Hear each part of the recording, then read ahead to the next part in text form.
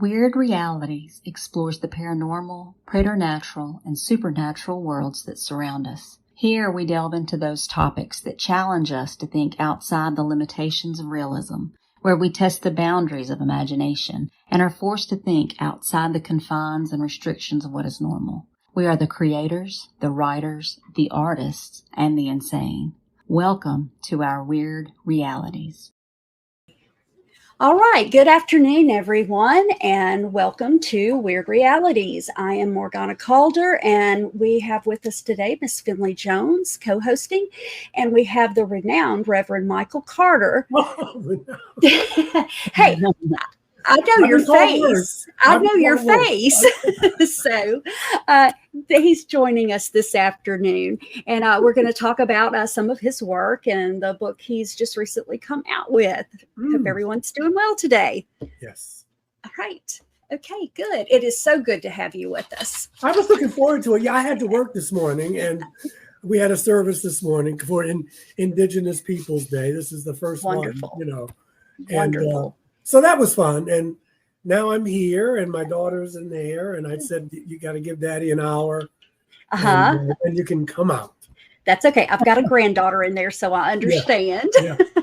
Now, listen, do you want me to close those blinds? Is it too much? It's not bothering me. I think it's okay. fine. I think it's fine. Good deal. I should have thought about that. All right. So, yes. How are Ask things? Away. Anything how are things with you first? Let's go there. Are you doing well? You know, I feel good. It's so crazy.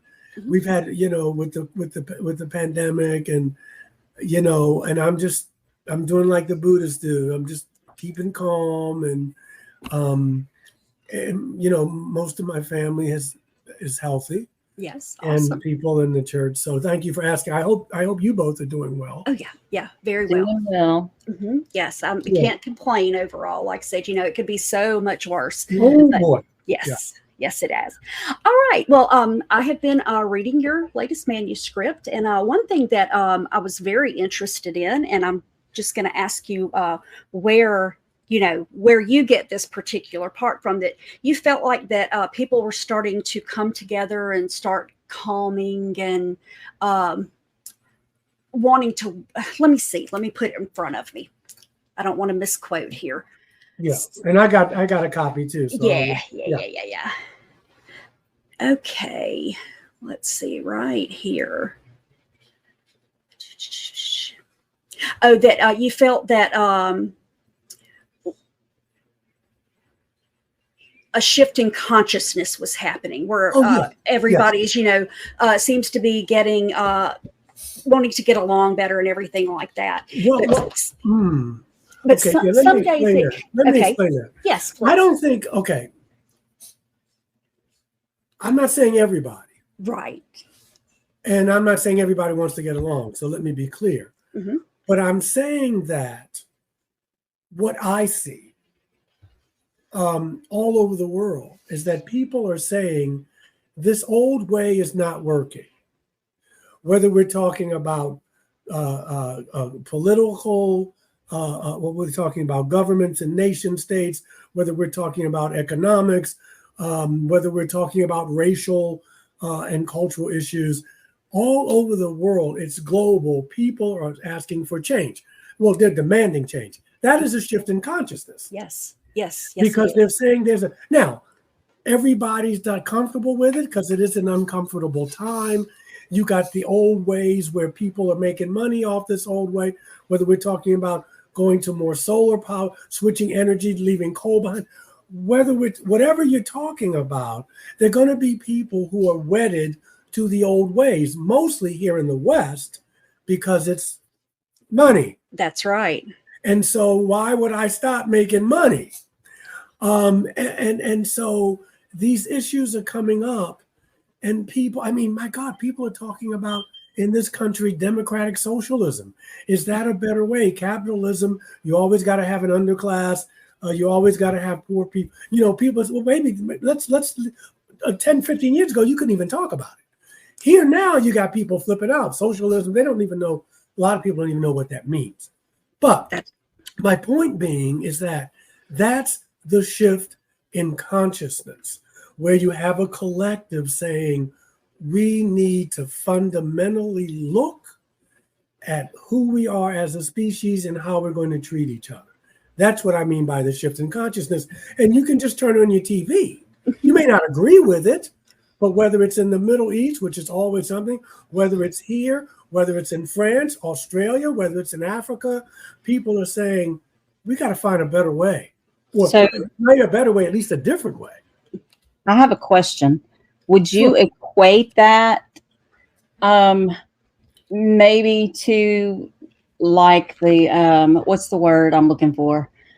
To the revolution in the 60s and the way that people were wanting a change? That was specific to the United States. But I would equate it. I think it's more intense now because we have the climate change, and which was with us in the 60s, but it's with us now. Right. Yeah, people are saying, wait a minute. And so I think that's a fair assessment. I think we can see, but we also see the same mistakes. I'm looking at us getting out of Afghanistan, and I remember getting out of Vietnam, the helicopters leaving, people running.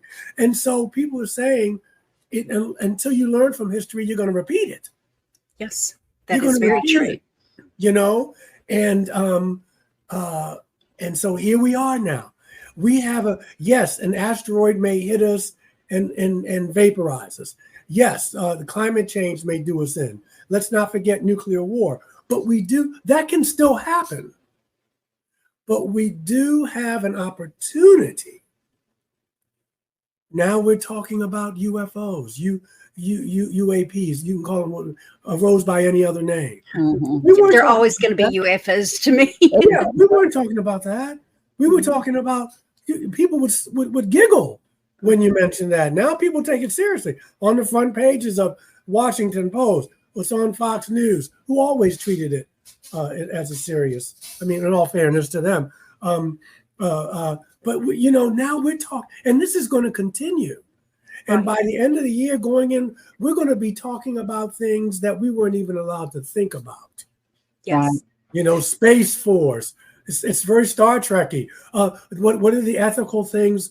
What are the ethical impacts of artificial intelligence, robots? We're still wrestling with what women can do with their bodies. I mean, but we have men making those decisions. I mean, we got to work through that stuff, right? In order to go on.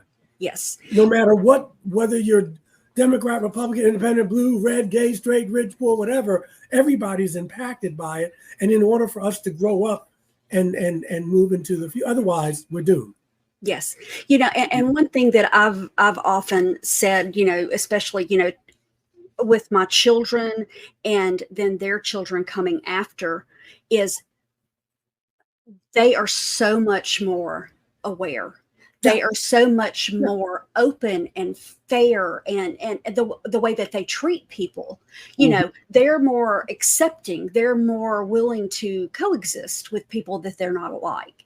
And I hate to say it because, but it's the truth. It's the truth. When this old generation goes away, it really, to me, opens up space for the most part of you to get people that are younger and more open into some of these positions and stuff. Yes, I think there's truth to that. I think there's a lot of truth to that. And a lot of these beings are just older souls. Yes. I mean, they're wired just very differently. Right. And here they are on a dysfunctional planet, trying to make it a little more functional, which we were all doing. But I agree with you to a greater or lesser degree. But I agree with you. Yes. My daughter's 15. She's a very special individual, not just because she's my daughter, but she's very intuitive and she's aware of that. And when she was telling me about past lives when she was 3 and 4, and so, there's a maturity about her. Yes. That I didn't have, or at least I didn't think. I'm not even going to flatter myself. I did not have that at 15, but and at the same time, she's still 15, and so it's just a very it's an exciting time, I think. And people think, well, a change in consciousness means we're all going to sing Kumbaya and it's all going to work out. Well, work out is a very, interesting. I mean, but we can still, like I said, we can still have climate change do us in, and we can still have nuclear war, an asteroid could hit us and wipe us out. All those things, that's life. You get up in the morning. But we do have the opportunity now to say we can stop arguing over what color people are. We can start treating people more equitably, no matter who they sleep with. We know that that capitalism, it's got to be tweaked or it just doesn't work. Because it's too much. We can't have 1% of people owning all this wealth. It can't sustain it. Right. And you can go to Mars with Bezos. You can go wherever you want. But if we take those bad habits there, we're just going to be doing the same thing. Oh, yeah. And, and that's the thing, too. I look at someone like Bezos, and I mean, I'm a total hypocrite. I'm going to always be an Amazon shopper, as much as it kills me to admit that, because it's just, it's convenient. Service. Yes, it's convenient. But I look at him, what he could be doing for this world right now, what he could be doing for the underprivileged and the all of these things he could do. And he's going to space for 17 seconds and spending $1 billion, and then he turns around and wants the government to fund part of this.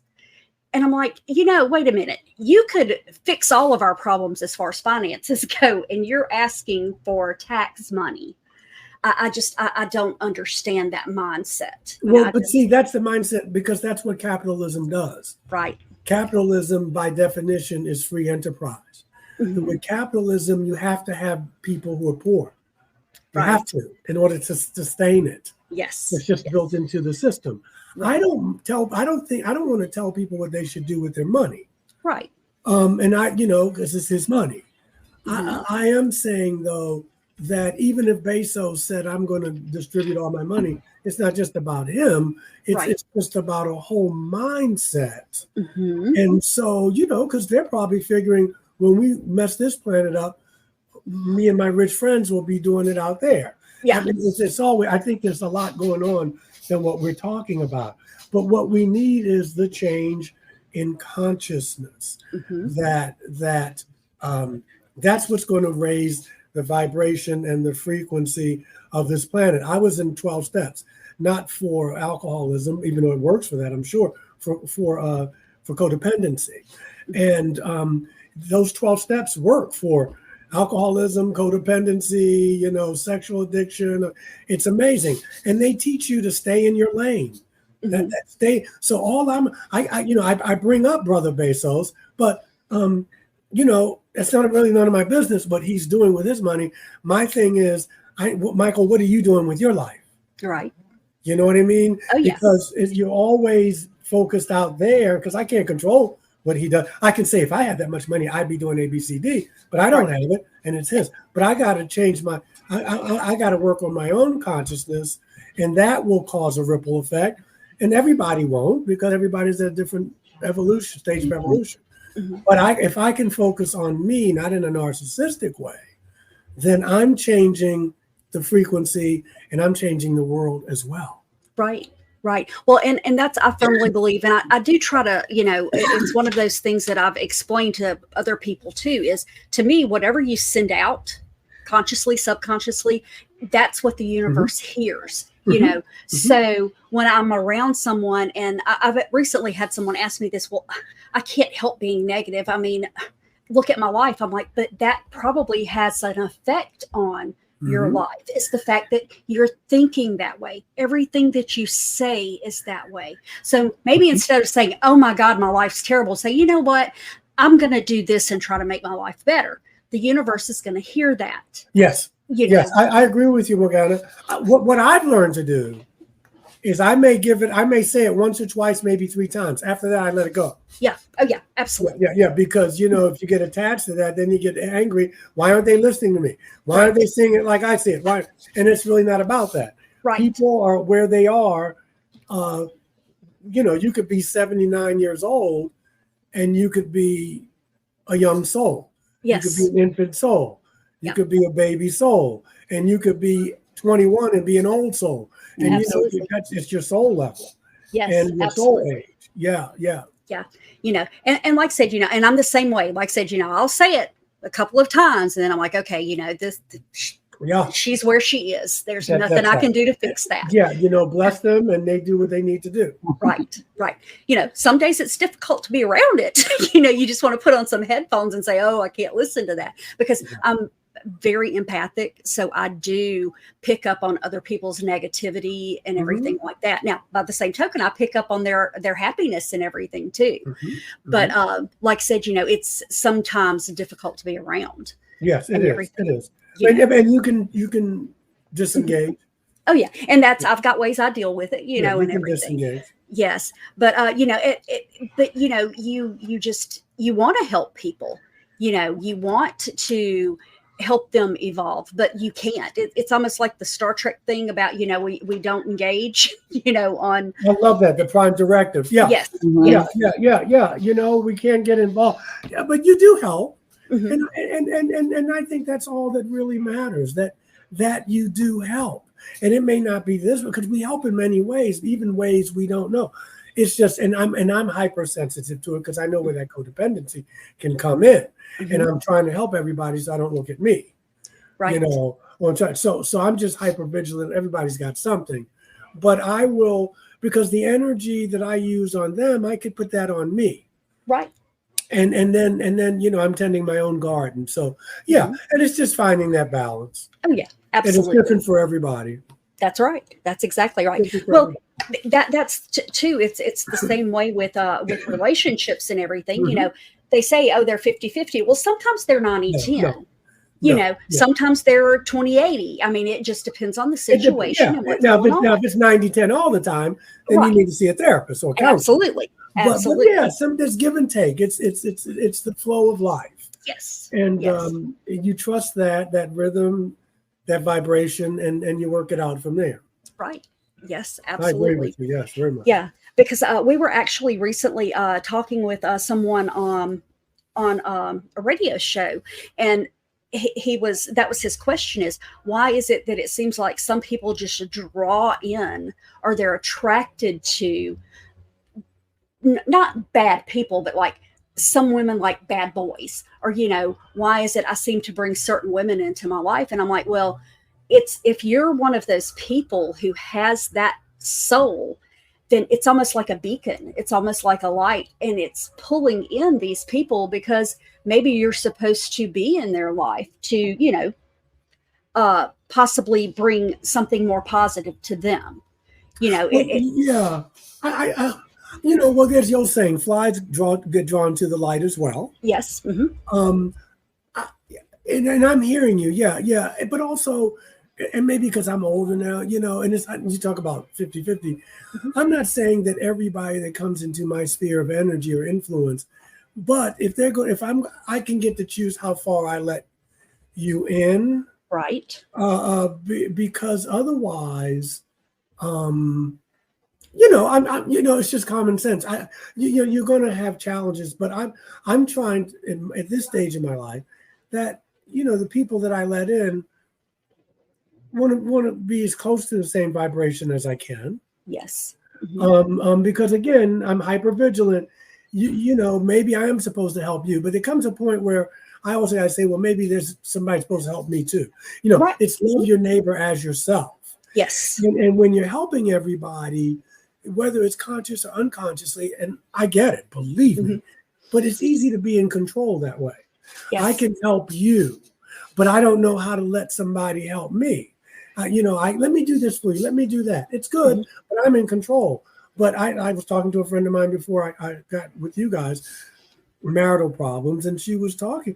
It comes to, it's also soul age and karma and all that, but a great deal of it is, what do I think I deserve? Do I deserve to be in a healthy relationship? Do I deserve the good that comes into my life?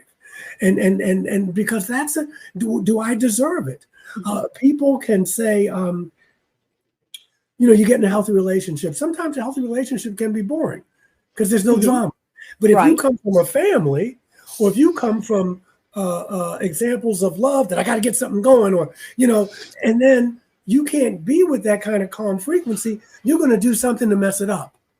Right. You're going to do something to mess it up because it's something either you're not used to or you're not afraid of. And if you like drama and there's no drama going on, then you're thinking something is wrong. Right. I'm going to make some drama. Yes. Yes. Self-sabotage. Yeah. So it's a lot of ingredients. You know, I again, love your neighbor as you love yourself. We don't use the last part of that sentence. Right. It's always love your neighbor, and that gives me a little bit of control. Sometimes people don't know how to ask for help, or they feel like I don't deserve the help. But I'll help you in a minute. I'll be right there when you call me. But if something's going wrong with me, I'm lost.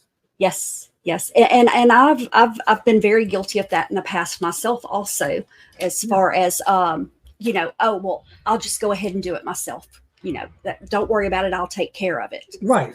You know, because instead of using your resources, well, I don't want to be in any trouble. Yeah. I don't want to do, you know, and so that's always something to look at. And when you're peeling the onion about, okay, what's going on? What's going on? Yeah. And so now I will ask for help in a minute. And if someone says, let me help you with that, sure. Yeah. I go out to lunch or go out to dinner. Someone says, I'll pick it up. You sure? Yeah. I can help you. Yeah. Now I learn to say, thank you. Yes. Thank you. I'll get it next time. They may even say, don't worry about it. Because it's not a competition, it keeps score. But again, it's what you think you deserve. If someone does something nice for you, how can I do something nice back? Rather than being able to accept. Right. Yes. And I've gotten things good that comes in your life. Yes. I've gotten better at it as I've gotten older. It's but a it was process. very hard. It is. Yes. It is. But that's a lovely dress you have on, Morgan. Oh, thank you. It's old. I didn't ask you if it was old. I did. Michael, that's a lovely suit you had on at church today.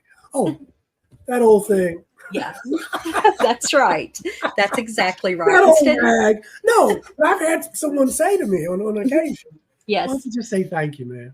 Yeah. I just gave you a compliment. That's all. Just say thank you. That's right. There you go. Yeah. Say thank you. I appreciate it. it. I appreciate that.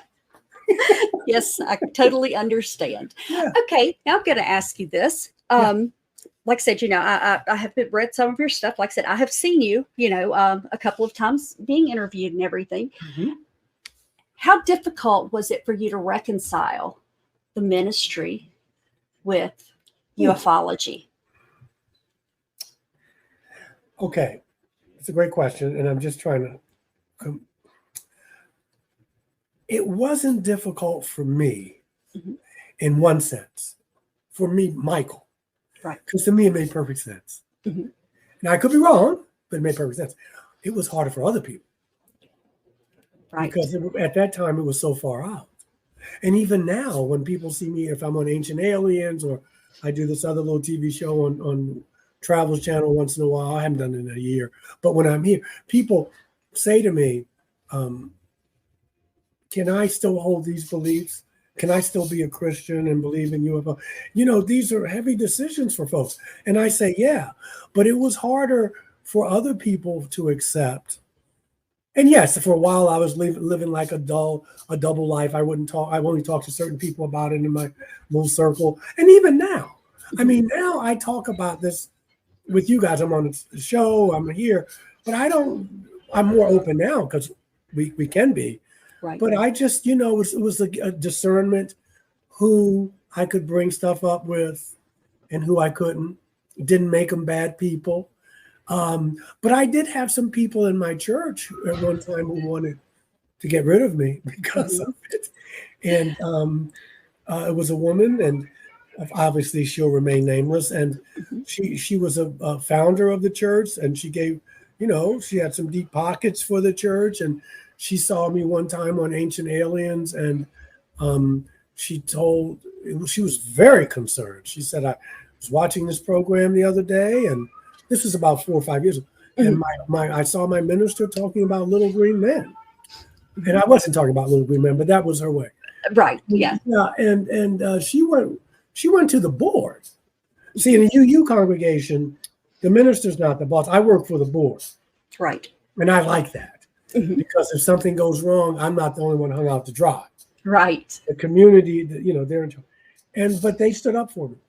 Okay. And they said, he doesn't preach it from the pulpit, even though I did mention it today, but I don't preach it. It's not a UFO church.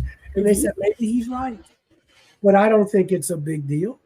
And so it took her a while to come around. She didn't like me. She didn't speak to me, and that was okay.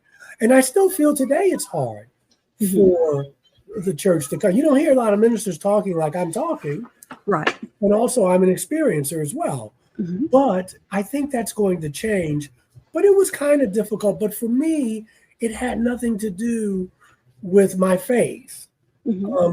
Because if anything, it made this intelligence, God, call it what you will, even bigger and more mysterious, which I don't mind, because any God you can name is not really a God.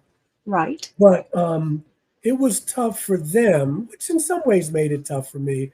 But I knew who I could bring it up with. And this is the thing. I didn't have to be right. Now, part of that's age.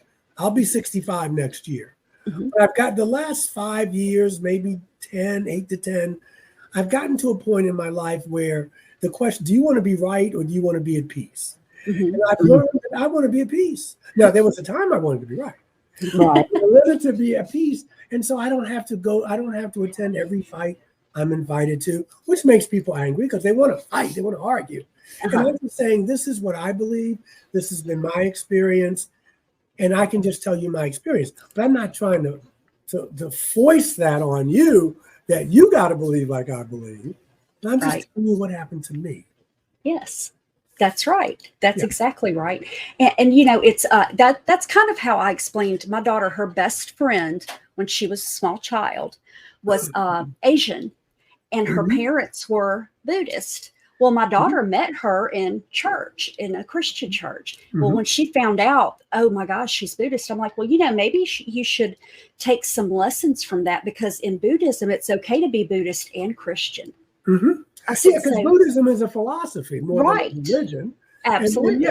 And you can use those, you know, you can use the meditation and the mindfulness, and it fits right into any belief system. Absolutely. You know, and like I said, you know, that actually worked with her, because she was fixing to get rid of her best friend, you know, don't do that. And the same thing. Not over that. It's because, and it's really funny. I'm pagan. My daughter is Christian. Pagan that attend my church. Yeah. Right. My daughter is Christian and my son is atheist. Yeah. And his managing supervisor every morning says prayer before they work. He works in scaffolding, so he's, you know, dangerous job. Oh boy, and, someone asked him one day, he goes, you know, you're atheist, but you bow your head. He goes, what if I lost by bowing my head and being respectful? Nothing. Right. Nothing, you know. So like I said, I like to think I raised them pretty well, you know, because sounds like you at least raised them to be tolerant going into accepting you can. That's all you can do as a parent. That's exactly right. Exactly right. And I exposed both of them to everything. I mean, I took them to Christian church. I took them to Circle. I took them to the temple, at the Buddhist temple. I mean, so I just wanted them to know that there's so much out there. And they can decide what fits for them. Exactly. So, you know, I'm perfectly good with where both of them are today. Sure. You know, they're very productive members of society. That's all you can ask for as a parent. And then you got to let it go. That's right. That's exactly right. That's the hard part. Yeah. Yeah, it really is. It really is. You know, and that's, I had someone recently ask me, you know, what I thought about, you know, aliens and everything like that. I said, well, first, I think it's the height of arrogance to think that we're the only thing out there. I said, especially if you believe in a higher power. Do you think that higher power looks at us and says, good job, I can quit now? No. I said, you know, but there's probably a good chance at this point in time that when aliens get close to Earth, they roll up their windows and lock their doors and speed up to get past us, you know, and that's not what I believe. I mean, I do believe that, you know, they're probably amongst us right now, but, you know, would I want to come to this planet at this point in time? Probably not. You know, I'm good with where I'm at. I'm just not always good with where other people are. Again, not something I can control, but, you know, I'm that person who thinks that we should live and let live. You know, if someone else is not hurting me or anyone else, it's their life, you know. And where you can have a conversation and expand each other's minds is fantastic. But, you know, I have a problem with closed-mindedness and the fact that I can't fix that, you know, on a worldwide stage. I'm intolerant of intolerance. Yes. But the thing is that you can see how wonderful this intelligence is because in order to grow, what do? You put an old soul in a young soul country.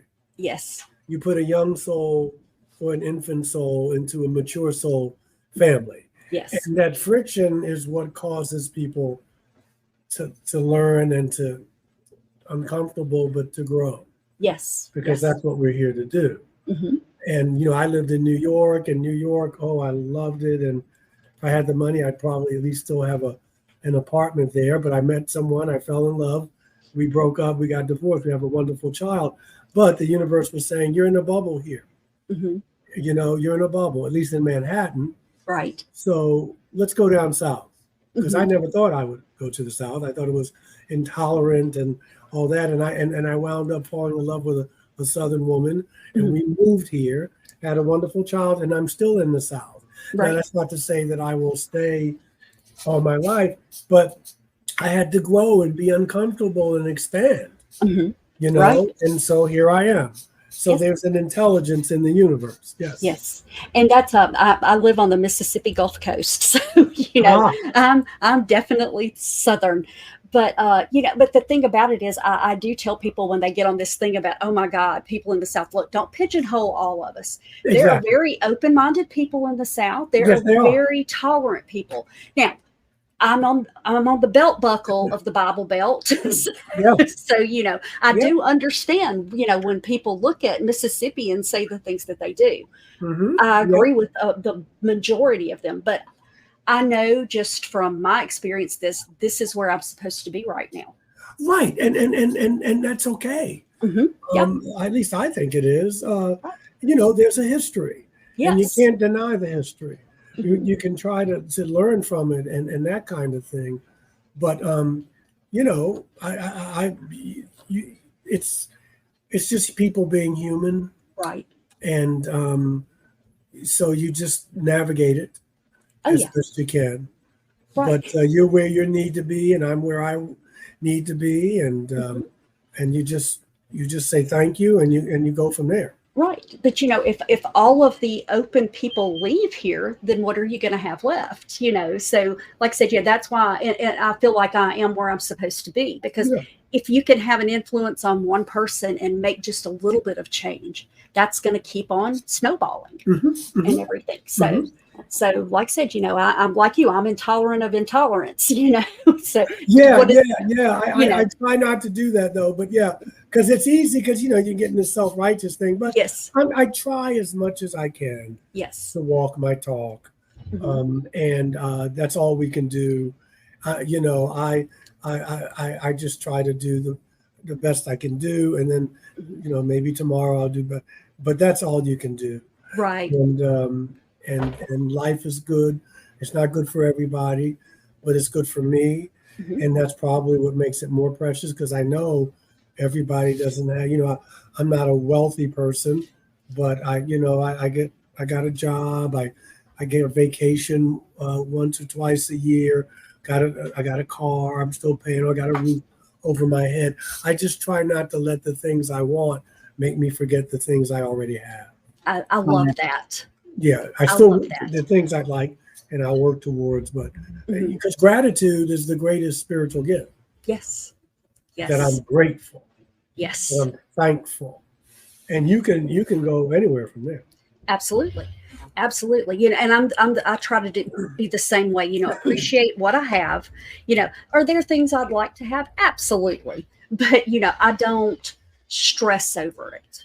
You know, I have in the past, you know, I think we all go through those stages, but, you know, I'm good with what I have. You know, like I said, I'm very blessed. I'm very fortunate. And, you know, And yeah, I'm fortunate. I mean, my God, and we can get around to talk about the books, but I just wrote this book, and Yes. when I leave this planet, I left some things behind, and so people can read the books. My daughter will be here. I think I'm making my part of the garden a little better than it was when I got there. Right. And that's all I can do. So would you tell us a little more about your book? Like I said, I'm currently in the process of reading it. Listen, you'll get to it. It's no big. Well, there was a journey. I wrote, my first book was on UFOs in the Bible. The second one was on, still was biblically, it had some, it was about religion and people back in the day who were speculating about extraterrestrial life. The third book, because I didn't want to be known as the UFO minister, but so I wrote a book called God Consciousness, which is a 30-day meditation manual where I draw from all religions and even no religions. And then the other book was on healing, the metaphysics of spiritual healing and prayer. I'm a big believer in that. And then it just seemed like the next book, it seemed like a natural progression because I am an experiencer, and it's been probably an open secret. I mean, on shows and stuff, I talked about it, obviously, but it's not something I talk about all the time. But then I said, let me write something for people, because there are a lot of people out here who've had experiences and don't know they have. And there's a lot of folk out here who may know people who've had experiences, and it can be traumatic, even in the best of circumstances. And that's what drove me to write this book. It's like a manual. It came out in August, and so I just wrote things about how you can tell maybe if you've had an experience, or these are some of the indicators that you may have been visited. And so far, so good. I've gotten some good response from that. I mean, I know me, like I never watched Star Trek. I mean, I just started watching Star Trek. And even then, I just started with Deep Space Nine. Now I'm into Discovery. I like the diversity of it. But I just started watching Star, and I haven't seen nowhere near all of them, about 4 years ago. And I'm glad, because people would say, oh, you got that from Star Trek. But I was raised Christian. I was raised Baptist. And my parents are Baptist and good folk. And when I had these experiences with these star folks, it changed all that. Now, I know some people would say, see, that's the devil. Took you away from Christianity. No, I was already broadening my horizons of what it meant to be Christian or didn't mean, because there are many ways to be. I don't identify as a Christian, even though the stories mean a lot to me and what have you. But it made whatever I thought was God, it made it that much bigger, knowing that we weren't the highest thing on the food chain. And it just changed my life, I think, for the better. Did I have post-traumatic stress? Yeah, and I still do to a degree, much better than I used to be. But, I wouldn't trade it. Aside from the birth of my daughter, this is the greatest thing that's ever happened to me in my life. That's awesome. That's awesome. I mean, because like I said, you hear in different people with, different experiences, and a lot of them say that, that they were more traumatic than not and everything. So, I mean, it was traumatic for me. Right. Believe me. Yeah. Some people, I don't know what happens. Maybe the star people calm them down, or maybe they appear to them in a way that is more palatable. It was traumatic for me, but I was just looking at the aftermath of my life. It was getting better. I was becoming a more deeper person. And so really the only thing that really freaked me out was the way they looked, and they would just pop up. I could be in bed looking at this wall, and if I turned to that wall, boom, they were there. That was the part that got me. And Right. some of them can look bizarre, even though I have seen more humanoid people. But as far as the whole experience of my life, my heart softened. I was more vulnerable. I was working towards this. Now, I don't want to think they waved a magic wand, but, I just broadened my horizon. I felt more intelligent. My hair grew faster. I needed less sleep. I wound up becoming an energy healer. I mean, the pluses that came after that experience, is the additions to my life, outweigh any negative that could have come. Right. You're also a Reiki master, aren't you? Yes. Yes. Yes. Awesome. Cool. Yeah, because like I said, that was, the thing that I don't hear a lot of people, and don't get me wrong, I don't know, but a handful that, have openly stated that they've had experiences. But, I've never heard any of them say that they were glad it happened, and I don't know if it's just they haven't dealt with it truly yet, especially because one friend that I had, she just doesn't process things well and everything. So I think that the reason that it has affected her the way it is just her personality and everything. And listen, you there's some people it's not a good thing, right? And that you just accept that everybody's different. The only reason I was so vocal these 20 some odd years about all my experiences when I decided to come up, because I just felt, and I'm a man of color in this lifetime, maybe in another lifetime I was a different race, but I just didn't want us, it was all the reptilians are bad, all the grays are bad, all the blonde blue-eyed folks are good, the Nordics, and it was oversimplifying things. And most of the people who had these experiences, they were traumatic. There was sperm taken, there was ovum, there were anal probes. I get it. Terrible. However, mine was a little different. And so we just didn't want to paint one picture. Right. Human beings do that. Yes. People, if a man of a color or a young African-American child robs somebody, then all African-Americans are bad. Well, we do that with star people too. Right. Yeah. And I call it, like in one of my books, it's like an intergalactic racism. And so I wanted people to know that all of these beings don't mean you harm. And sometimes, when we take a pet, and the analogy, well, don't compare me to a pet, but when we take a fish and we take a splinter out, or we bag them and whatever, to them, they probably think, what the hell are they doing? But we may be trying to help them, and then we throw them back, or what have you. And so I just wanted people to have to not take our petty, myopic view when dealing with a whole different civilization of people. Right. Well, yeah, absolutely. Because if that's all you ever hear, then that is what you're going to take. That's what you're going to believe. That's right. Yeah, and it was a lot of that going on. But there are some people, they just had traumatic experiences, and I'm glad it wasn't me, and I have compassion for them. But I just want, like I said, but that's not the only experience you can have. Right. Right. Absolutely. And, I can imagine that, like anything else, I mean, say reincarnation, I've got good experiences with that. But I know other people that they dread even the thought of it because they don't have good experiences. So, I get it. I did get it. But like I said, it is good to hear another side of that. Yeah, that's all I'm trying to present, another side. And that's all you can do. And then people can make their own decisions, judgments, what have you. Right. Right. That's all you can do. That's what happened to me. I mean, I didn't always believe in star people, and I didn't always believe that if Jesus wasn't your savior, I didn't always believe that. Oh, that's just okay. That's okay. No, I was like, well, what do you mean? What are you going to do? You want to go to hell? What are you going to do? Now I know. Come on, man. So my whole Velton show changed. But it was already changing before I met them. And they just kind of pushed it a little bit. Not on purpose. It was just I had an experience. And that just the universe is bigger. Religion is much bigger. Spirituality is much bigger. I was ready for that at the time. Right.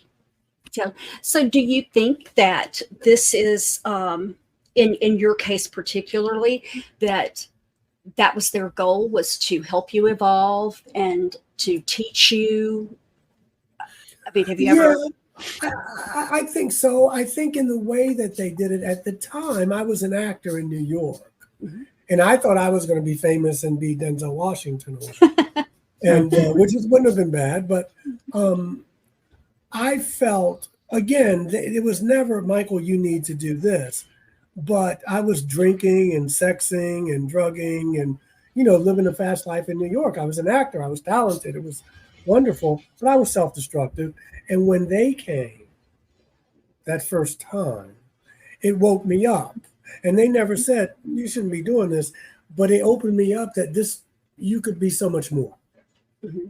You could, this is bigger than you don't even know what you're getting into as far as what life is. Mm-hmm. And so I always had free will. I just think I made a good choice. Mm-hmm. Yeah. Right. Awesome. Yeah.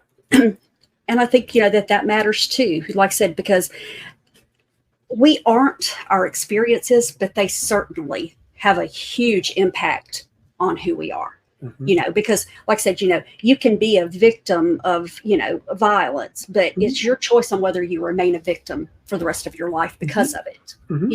Mm-hmm. So like I said, I feel like that being able to take those kind of experiences and grow from them is something that everybody could learn something from. Mm-hmm. And I just tell people too that, it can be anything. Mm-hmm. It doesn't have to be anything metaphysical. It doesn't have to be an NDE or an out-of-body, OBE experience. It can be maybe being in a bad marriage mm-hmm. or a bad relationship, or maybe the death of a loved one. Anything that can shock you in the sense of, I got to take the scales off my eyes. This is bigger than me. Mm-hmm. So, it doesn't always have to be, because some people say, well, how come they come to you and they didn't come to me? Or, and the ego gets in the way. Well, I've had experiences and you haven't, and all of that. But that's all BS. Anything that can wake you up, and doesn't always have to be fear. I read about a therapist who was jogging in Colorado one morning, and he couldn't put it into words, but he was just looking at the beauty of nature all around him. Now, he couldn't sustain that, his nervous system, but he said, I just felt this oneness with everything, and it was brighter, and I was breathing. It was almost like I didn't have a body. I was like one with everything. And he said that changed his life. So it doesn't always have to be about something jarring. It can just be that moment. Now, and it just, somehow it's that eureka, that aha moment. And you go, not only is this bigger than me, I'm bigger than me. The awesomeness of it. Yeah. Just the awe, yes. And I got that with him. Yeah. It was, and you just come back and you go, I like the way I felt. I like the way I interacted. I want to keep doing that. Mm-hmm. How do I do that? Well, you can meditate, but you can spend time in nature. You can pray. You know what I mean? You can just be around joyful people. You can, there's spiritual technologies, I call them, and they keep you in that zone where things are falling down around you, but on a deep level that there's a part of you that it won't touch. Right. That's a great way to put that. Yeah, it's a part of you. Mandela talked about it. You can put me in jail, but my spirit, you can't have that. Mm-hmm. The early Christians talked about it with Caesar. You can throw me to the line. That's why they thought they were fanatics. What is it that you have? Are you crazy? I'm telling you, I'm going to kill you. And you do what you need to do. I mean, that's power, whether you agree with it or whatever. And that's what Rome didn't know what to do with it. He said, these people are crazy. We got to get rid of these people.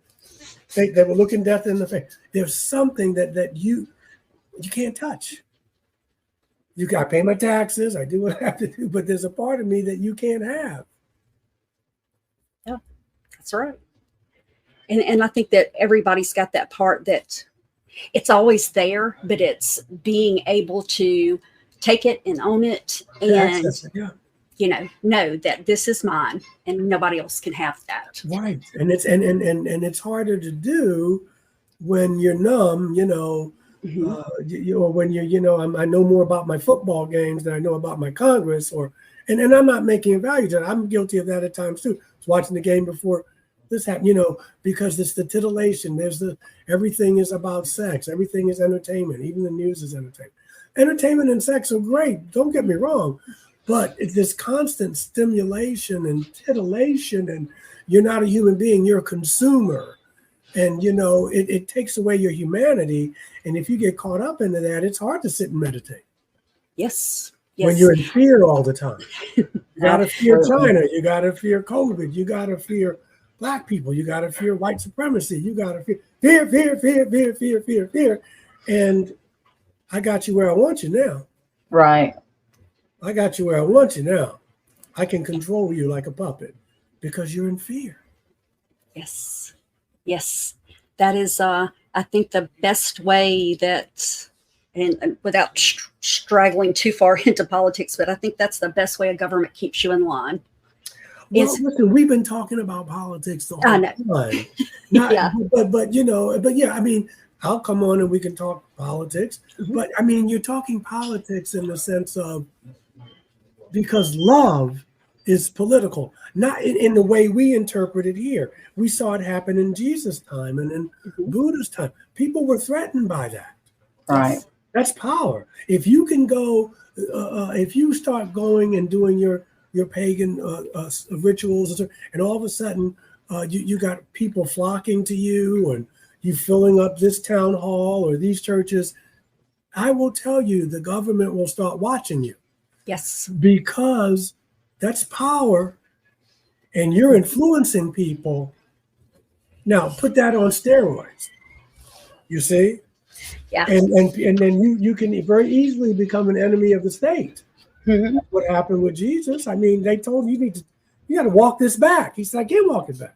Yeah. This is what I came to do. And then one thing leads to another. Everybody has had that. And whether you're a celebrity or whatever, people will, especially now, because everybody, you watch on everything, your phone, everything. They know what you're doing. Yes. Yes. So now you're talking about love, and my God, who is this person? She's on CNN, she's on Fox.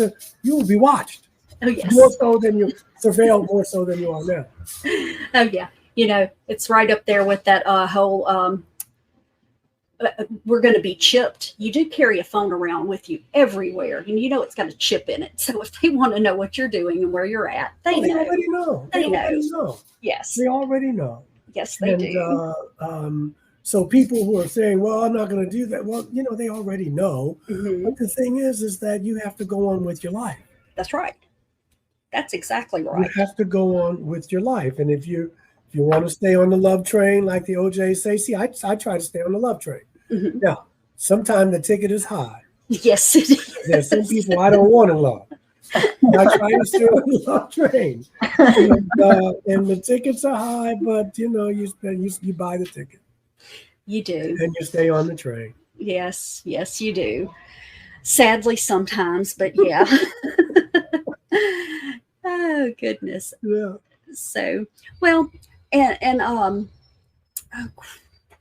I just wrote something down I was going to ask you, and now I can't put my hands on it. I know. I love that we're talking about all these things. I do want people to buy the book, though. Oh, yeah, absolutely. If they go, I just tell them, go to Reverend Michael J.S. Carter, Amazon. You'll see all the books. Yes. If you like them, boom, email me, go to my website. I will answer you.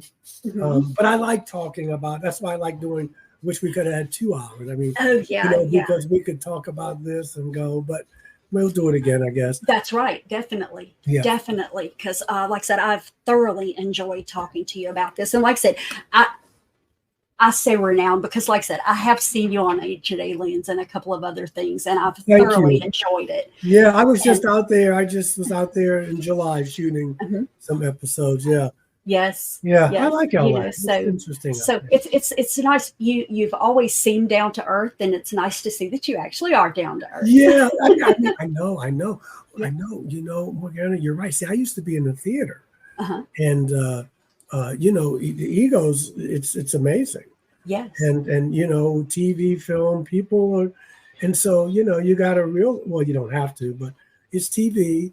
When I leave Ancient Aliens, I have to fly back to the East Coast, and I got a daughter, and I got to pay my rent, and I stand up to go to the bathroom like most men, if not all, and so you got to bring it down. I mean, come on. Yes. You know?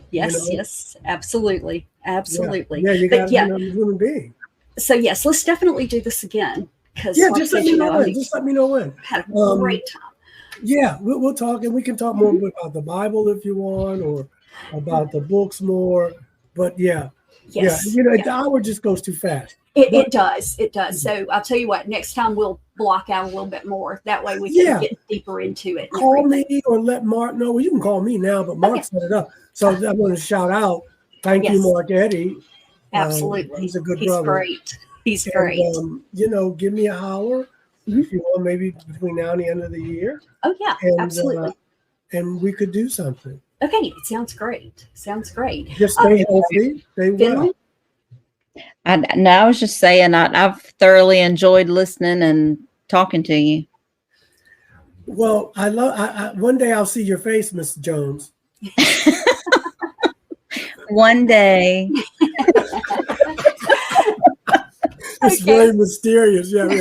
And when you talk, the little thing around your head goes, one day. Oh yeah, that's my halo. Do you see my halo? Yeah, it's funny. Yours too, Morgana. It's funny. Oh yeah. All right. Well, awesome. Like I said, we've got your website, and are you on social media and everything? Yeah, just holler. I'm around. I'm usually at my church or with my daughter and hanging out with some friends. I got a simple life. It's pretty good.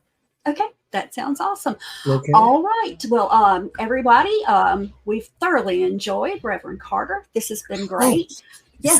Send me a link when you put it on. Yes, absolutely. Absolutely. For my friends. Yes. And so yes, I will get that to you probably sometime later in the week. Whenever. And everything. All right, great. All right, guys, you can find us on Linktree, linktr.ee. Weird Realities, weird with a Y. We've had a great time, and until next time, stay weird. All right. Now I'm going to stop. Before you go, be sure to leave us a comment and let our weird team know how they're doing. And don't forget to like, subscribe, and follow us to get notifications when we add new content. We are adding new content 3, 4, and sometimes 5 times a month. If you want to keep the conversation going or would like to learn more about our panel of hosts, be sure to check out our link tree. That's linktr.ee/Weird Realities. It links to our official Twitter, Facebook, Instagram, and website.